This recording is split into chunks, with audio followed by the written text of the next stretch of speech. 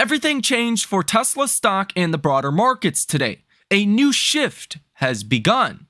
This is going to make you a lot of money if you are watching this video, at least in my personal opinion. You want to watch this as soon as possible. And no, I'm not making this video because Tesla stock is finally green after 6 red days in a row. We have a quantifiable shift in our markets that we need to discuss, and I will do my best to break this down as clearly and concisely as possible. And check this out. I'm not even going to ask you guys to hit the like button or subscribe to the channel. If you find value out of this video, feel free to. But this is important. So let's start with what happened today in our markets. Today was Monday, January 8th. The first day everyone was back on Wall Street. You guys got to remember this. Big money? You think billionaires are coming rushing back to the office after Christmas? They're not. People that manage a lot of money take this period of time for themselves. From the week before Christmas until the week or two after Christmas. They're gone. They're back in the markets today. So today was the first normal day of 2024, and you see what happened. The S&P rallied 1.5%. The Russell rallied almost 2% today. And Tesla stock following suit, rallying about 1.25%. But there's actually a shift that happened in markets today. See, for the past week or two now, I've been trying to get an insight to why stocks just had the worst start of almost any year here in 2024. When it looks like the economy's doing well, we're going to get 6 rate cuts as the markets are currently pricing in.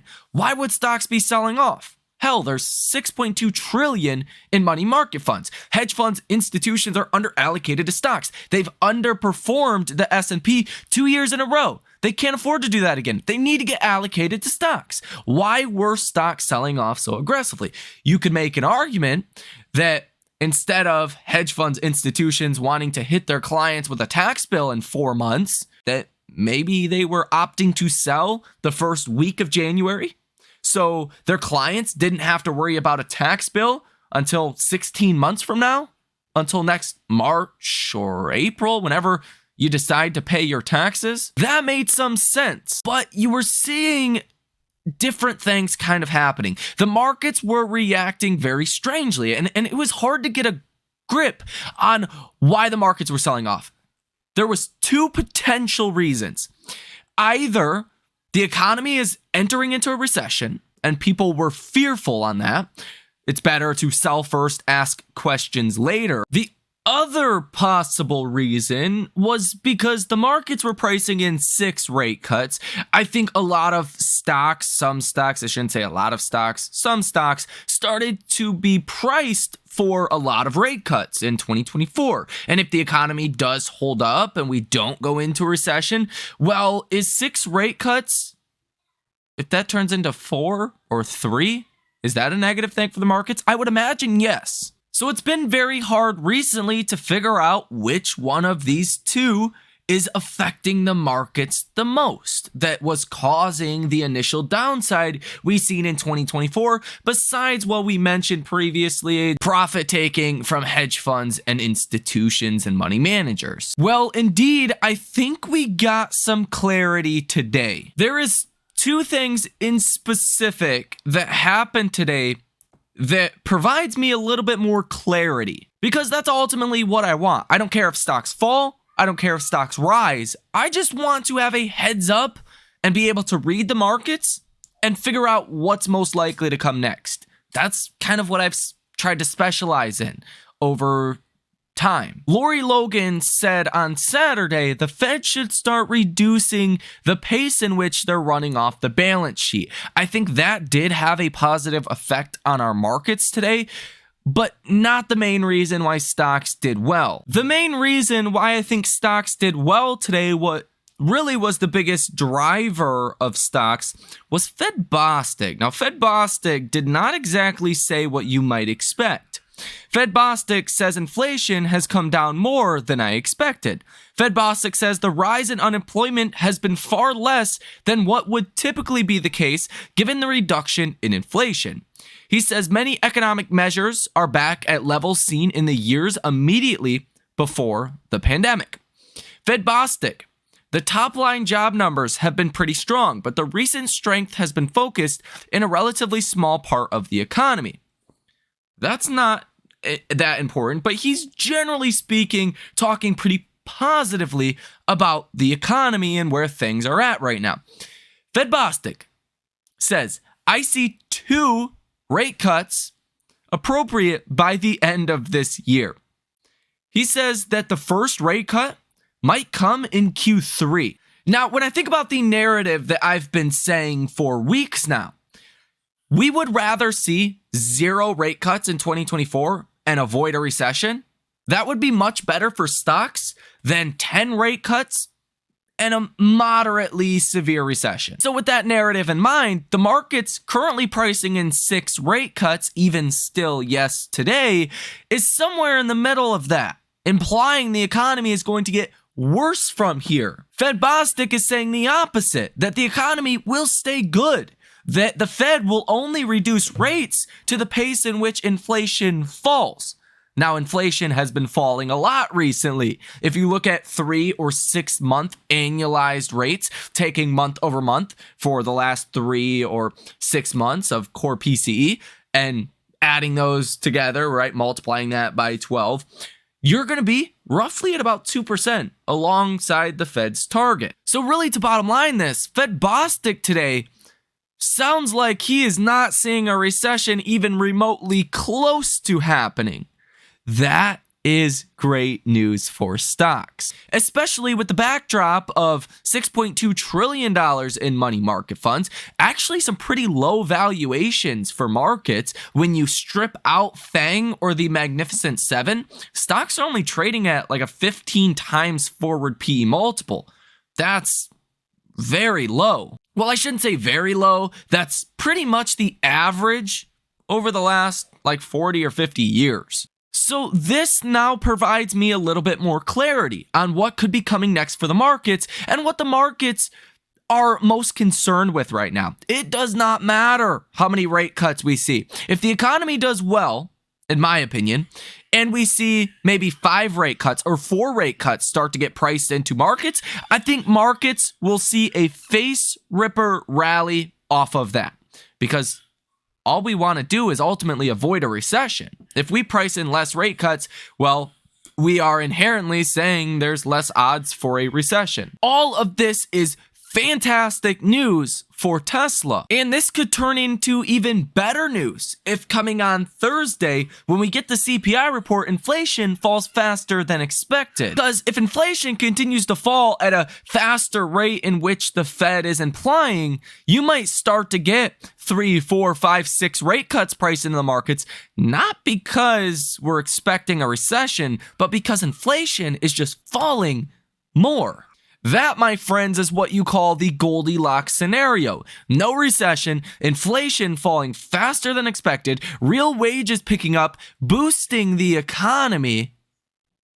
I mean, what else is there to say there? And again, I want to point out, today is the first day money managers, billionaires, big time investors with a lot of capital are back in the office, and they decided to buy stocks today. If they were fearful that markets were going to go through a larger downturn, they wouldn't have been buyers today. They would have been sellers. Ryan Dietrich, he is very bullish on our markets. He shares an interesting chart. He said, did you know that stocks have gained in a pre-election year and election year after a negative midterm year every time since 1950? That is 17 out of 17 times we have been higher. He says, do you really think 2024 will end this incredible streak?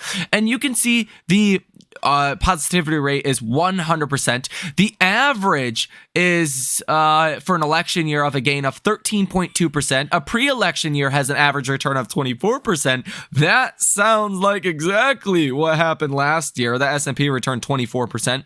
This year, 13% would be pretty respectable, but I think you'd see a much larger rally in stocks like Tesla, small and mid caps. So definitely the indexes might not be the worst place to be in 2024, but it's probably not going to be the best place to be as well. The median return can be about 14.4%. So yeah, the odds are definitely in the market's favor. This year is going to be a good year for stocks. And a top Goldman Sachs analyst said the world is moving into a new super cycle.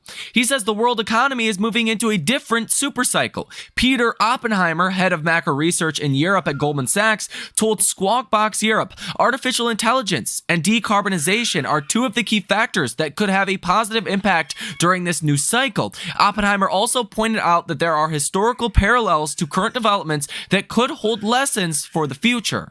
He really cites AI as a lot of this reason that could boost stocks over the coming years. Dan Ives says every year the bears come out of hibernation mode and think this is the year that Tesla shares collapse, said Dan Ives, analyst with Wedbush. The bulls, such as myself, believe it's a disruptive technology company. As Carl from CNBC points out, new year, same old Kalanovic. Quote, the disinflation thesis is likely to be challenged during first half 2024. As the disinflation process stalls, equities appear overbought given low implied cash allocations and low short interest, and stocks are rising for geopolitics to drive both a risk-off shift and a boost to inflation via increased shipping costs. I mean, I think this is far less likely than the opposite, that inflation continues to fall, that equities fall from here. I'm seeing no signs that inflation is ramping back up. Prices are not collapsing because we're not heading into recession. Deflation only happens when you're in a recession or not in a very prosperous time for the economy, at least over the past 70 years or so. Deflation's actually negative, but the pace of prices rising, well, it's just not there anymore. It takes some time to get that data reflected in actual CPI reports. Like I own 3 rental properties, right? So trying to get a new tenant in one of the properties here recently, this was back in October, it was pretty difficult at the rate in which the market rate was, right? We'll just call it $800 a month. I live in Michigan, so that's pretty appropriate. It's not like a crazy huge house or anything. It was pretty dang difficult to find a tenant that qualified, because you're technically not allowed to let someone rent your property if the rent payment is over 35% of what they make monthly. So it was pretty difficult to find someone that wanted to pay that qualified to pay that. So from other landlords I've talked to, from other investors in this area that I live in, I've talked to, basically said the same thing to me over the past couple of months. Housing inflation, though, it works with a year lag. So it takes a long time because you typically sign a year lease. Most leases are not month to month, so it's going to take some time. But the disinflation process is here, and it's here to stay. And that's just my personal opinion. If you have a different opinion, let me know down below in the comment section. Ryan Dietrich also shares this chart as well. And just so you guys know, if you guys want to see all of this information that we talk about here in these videos before it actually happens, go ahead and follow the X account, Michael Tyler, over here on X. Pretty easy to find. Just type in Michael Tyler, Tesla if you have to. It should come up. Ryan Dietrich says real incomes continue to trend higher. We noted 12 months ago this was a big clue. There wouldn't be that recession all those economists in bow ties were promising, still trending higher, suggesting the mild recession they are now promising might not happen. And look at that. Real wages, for the first time, are actually outpacing inflation. This is from Nick Timmerhouse, widely seen as the Fed's mouthpiece. He says a few more tidbits from the New York Fed's consumer survey. Home price expectations are basically back to pre-pandemic levels. Households are looking a bit more optimistic about their personal financial situation, and credit availability is no longer seen to be getting worse. This is probably another reason why stocks did well today. Oh, I can't leave this out. Fed Bostic says there's still space for wages to grow without inflation. And even here in after hours, Fed Bowman says we are not yet at a point where rate cuts are appropriate. What does this imply? The economy is doing just fine. And that indeed will be a very positive for Tesla stock as well. Goldman says we expect that core PCE inflation decline further in December 2023 and will continue to decline to an even greater extent throughout 2024. We forecast core PCE inflation of 2.9% in December 2023 and 2.2% in December of 2024. And year over year PCE, the estimate right now on Wall Street is 3.9% year over year PCE. So Goldman is actually expecting a big drop coming Thursday in core. The year over year core inflation rate coming out Thursday is expected at 3.9%. So if Goldman says that 2.9% PCE, core PCE, is expected, then that likely means core CPI is also going to fall more than markets expect, which will also be great news for stocks. So let's bottom line what was said so far in this video, and then talk about what's likely to come for Tesla stock. So the bottom line is quite simple. Either, let's say, extreme rate cuts or no recession and no rate cuts, or very few rate cuts. That kind of trends with inflation. Inflation falls more than expected, more rate cuts, right? You have that side over here. You have recession and 10, 15 rate cuts over here. You want the side of fewer rate cuts, strong economy if you are an investor in stocks and you want to see stocks go higher. If you want to see Tesla go higher, you cannot be betting on 10, 15 rate cuts with a deep recession or a moderate recession.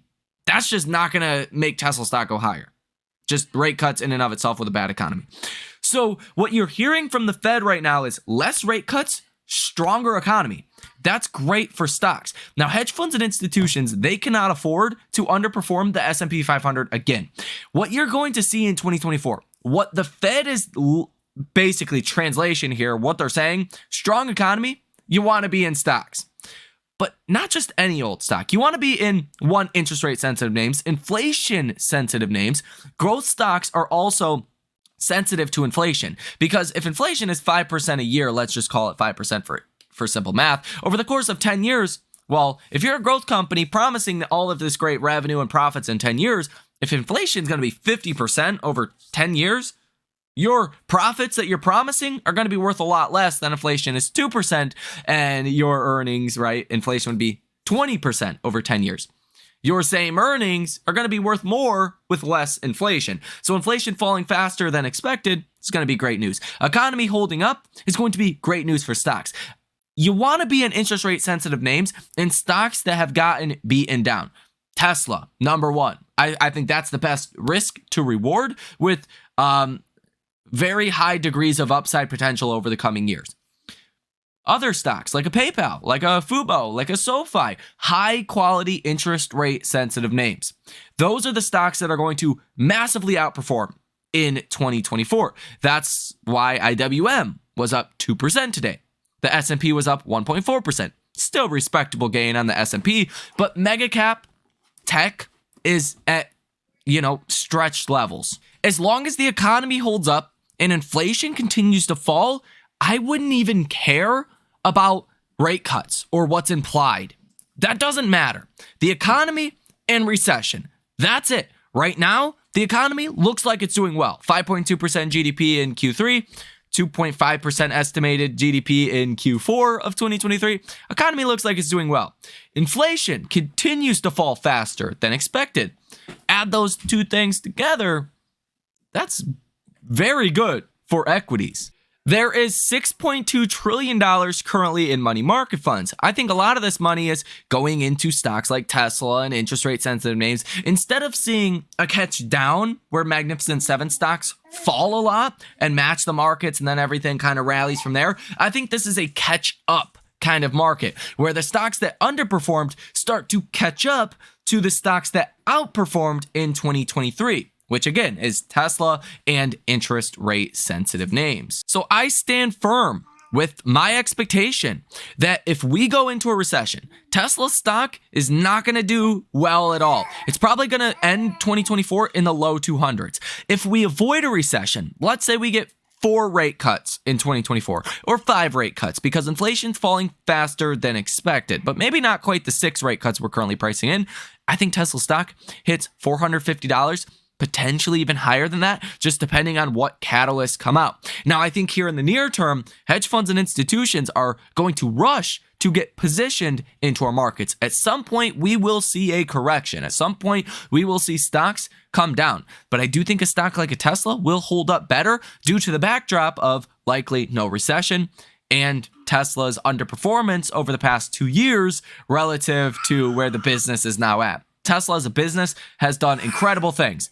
It hasn't been seen that way. The stock hasn't done much. I think there's the catch-up effect that will help Tesla stock hold up better even during rough times in 2024. And I do think over the next 30, 60 days, as long as there's no big shockers with the earnings report on January 24th, as long as earnings in the broader markets come in line with expectations, Tesla stock is likely to rally over $300 here in the next 2 to 3 months. Let me know what you think down below in the comment section. If you guys want to come trade with us live in real time every time we make a trade, check out that link down below in the description of this video. We are 1 for 1 so far with a 300% return on RXRX for the first trade of 2024. So let's hope 2024 is as good as 2023 was. At the very least, there's going to be a lot of volatility, so be ready for that. Thank you for watching. My name is Michael Tyler. Enjoy the rest of your day, and I will see you in the next one.